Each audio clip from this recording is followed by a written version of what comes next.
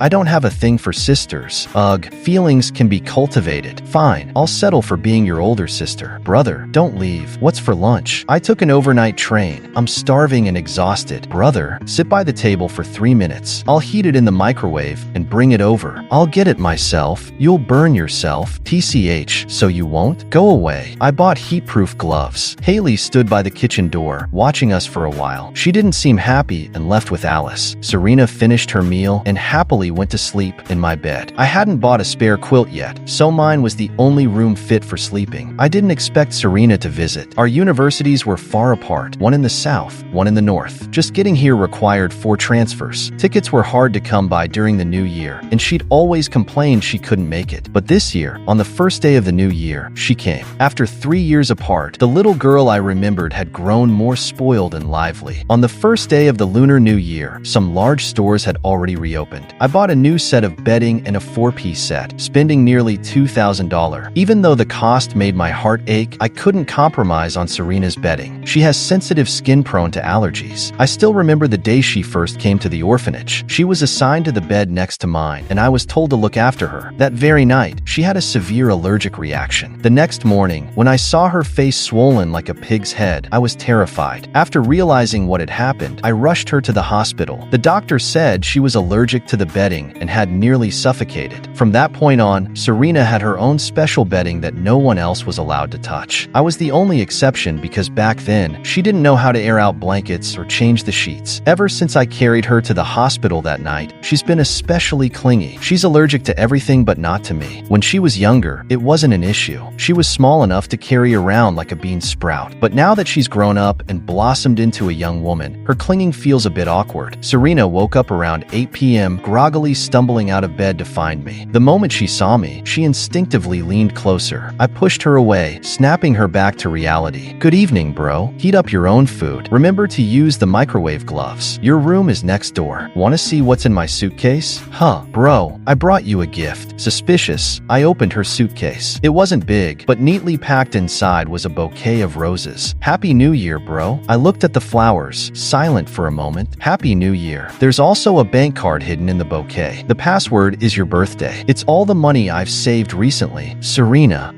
you don't need to do this. Bro, I'm not trying to get anything from you. I'm not pressuring you to do anything. If you don't like it, it's fine. It's no big deal. I just wanted to see you. That alone makes me happy. I wanted to buy you something, but no gift seemed good enough. Scram. Forget eating. Take your flowers and get back to your room. No way. I'm hungry. Bro, don't be so moved. Who's moved? Just leave already. Serena stayed with me for a while. During that time, I took her shopping and bought her more clothes. Most of her outfits need custom fabrics, not for show, but because it's safer for her sensitive skin. I've taken care of her for years since I'm a few years older. I still remember how, as a kid, she'd longingly envy other children. Back then, I didn't have the money to give her much, not even proper nutrition. Now that I can afford a little more, I feel compelled to make it up up to her, even though I owe her nothing. This was the 7th time I ran into Haley while shopping this year. At this point, I was almost used to it. She always looked at me with a sour expression, followed by a dismissive snort. Serena didn't like her, but she never said anything outright. Being cautious as ever, she finally leaned on her hand and asked, "Bro, what do you even like about her?" "She's rich. If I marry her, I won't need to buy a house anymore," I replied flatly. "We could pool our money together and buy one, bro. Just give up already." "No, I'm sticking to being her loyal lapdog. I've earned this." "Bro, you're so broke it's tragic. When my business picks up, I'll support you. Being a sugar mommy to a college guy sounds fun. Get lost." Haley glanced at the two of us, huddled together, and frowned. "Why do you two need to whisper so close together?" Serena mumbled under her breath, "If you don't want to see it, you don't have to follow us. It's not like you're my sister-in-law. Why act like you're monitoring him?" I lightly smacked her on the head, and she grinned at Haley. "Thanks for looking after my brother lately, sis." Before returning to school, Serena lingered at the door, reluctant to leave. At the station, just before heading through the gate, she turned back and ran to hug me tightly, like a small, grieving cat. I hesitated for a moment before hugging her back. In a muffled voice, she said, "Bro, I'll miss you." I didn't respond, just secretly slipped the bank card back into her pocket. She ran back to the gate, and I waved goodbye. Once she passed security, I pointed to her pocket. She felt it, froze, and then shouted, her voice breaking, "Bro." Covering my ears, I quickly walked away. It's strange. When Serena and I don't see each other, I only occasionally think about her. The feelings aren't heavy, but once we meet, I can't bear the pain of saying goodbye. Her card had over $100,000 on it. Serena knows I love money, but I can't take hers. After Serena left, the semester began. I quit my position as the student discipline officer to focus on preparing for graduate school. Out of courtesy, I contacted Haley to confirm that she could manage the student duties without me. She replied curtly with a single word, "Fine." I didn't dwell on it. Sometime later, I heard that Haley had a new boyfriend. I assumed it was Tony, but it wasn't, just someone who looked like him. To settle one final matter, I brought my property deed to Haley's house. She was lounging by the pool when she saw me, frowning in irritation. "This house," I began. "Rocky, did you come here just to talk about this? And the money you gave me before? Since we were never together, I don't think it's right for me to keep it." "Rocky." Haley's eyes flared with anger. "Are you here to formally cut ties with me?" "I'm not." "Then get out. I don't want to see you." I hesitated, then said softly, "Okay." Walking away with the property deed in hand, I realized something. This house is my lapdog fee. Thank goodness for rich women. Clutching the deed, I happily went home. I wouldn't give it back now, not when it's worth at least $1 million.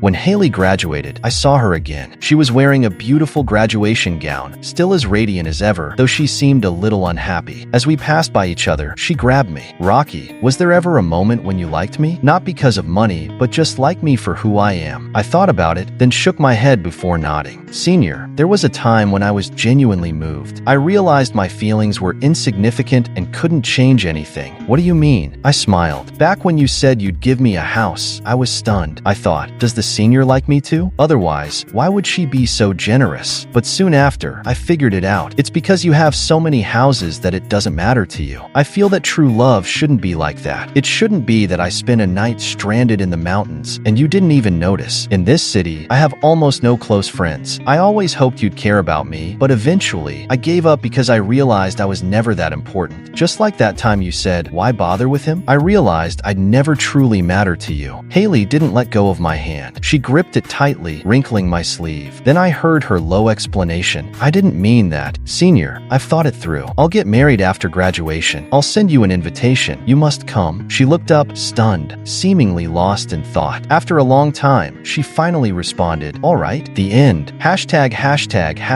Epilogue. Haley, Rocky is getting married. He said it's to his childhood friend. But if childhood friends are the criteria, don't we count as well? The first time I met Rocky wasn't in college. It was in 2nd grade. In the 1990s, my family was still developing and not as wealthy as it is now. My parents were busy and often gave me pocket money to buy snacks on my own. When my parents moved inland for work, they transferred me to a local public school. That school wasn't very friendly. Or, to put it another way, I was bullied because I had money and was small and frail. After being robbed of my money several times, I told my dad deskmate about it. My deskmate's name was Rocky. Rocky was a good student and hardworking. He was busy, but always found time to pull me out of trouble. I used to follow behind him all the time. He'd grumble fiercely, saying he charged for fighting, and I'd give him money. I had money anyway. Over time, I got used to relying on him for everything. He seemed to be short of money. He charged me $50 per fight. The only time he charged $100 was when I got cornered in the boys' bathroom by some bullies. They didn't hit me, just trapped me there until class started. I was so young then, I felt like my world was ending. Rocky eventually showed up, casually grabbing a toilet scoop on his way in. At first, he just swung the scoop around, and the bullies dodged him without letting us leave. Eventually, Rocky got annoyed. He started scooping sewage directly out of the toilet and flinging it at them. The smell that day, the entire school was in chaos. The school called all the parents. That was when Rocky said to the teacher, "I can write more self-reflections, but I grew up in an orphanage. I don't have parents." I was stunned. That was when I realized Rocky was an orphan. I wanted to help him. I bought him snacks and meals, gave him a lot of money. But then, I had to transfer schools. Before transferring, I asked my neighbor to look after Rocky. I gave him my favorite bicycle model as a token of trust. That neighbor was Tony, and he really did take care of Rocky after I left. I stayed abroad for a long time, so long I almost forgot about these memories. I left when I was 9 and didn't return until I was 18. By the time I came back, I felt out of place in this country. I had a different education system, didn't attend classes properly, and almost didn't get my diploma. My father scolded me, so I joined the student council. That's when I saw him again. At first, he just looked familiar, buried in some forgotten memory. I only remembered later. At the time, I looked down on him for being materialistic and greedy. But over time, I realized how capable he was. Despite having nothing, he could handle anything. He liked me, I could tell, but Rocky was incredible. He didn't need me to shine. Somehow, that made me want to suppress him. We went out for meals, and people would ask if I liked him. I'd scoff. Him? As if, on a trip, I sent him to take the cable car alone. I was sulking for no reason, waiting for him to come asking for help, but instead, he grew distant. When he tried to return the house, I was furious. It wasn't about the house. It was about him wanting to end things cleanly. I didn't want things to be so clean. #####epilogue. Serena. On New Year's Eve, I decided to surprise my brother. On New Year's Day, I arrived at my brother's house. To my shock, there was a girl there. She even had a child. I grabbed my brother's hand, panicking. No matter where we go, Rocky always takes care of me. In the kitchen, I pointed to a piece of hot, brown meat and asked what it was. Rocky kindly answered, "It's a fresh steak for you, Serena. Make sure you enjoy it. Hee hee. Love you, brother." The end. If you like Kitten's story, please follow and like it. Updated every morning at 9 a.m.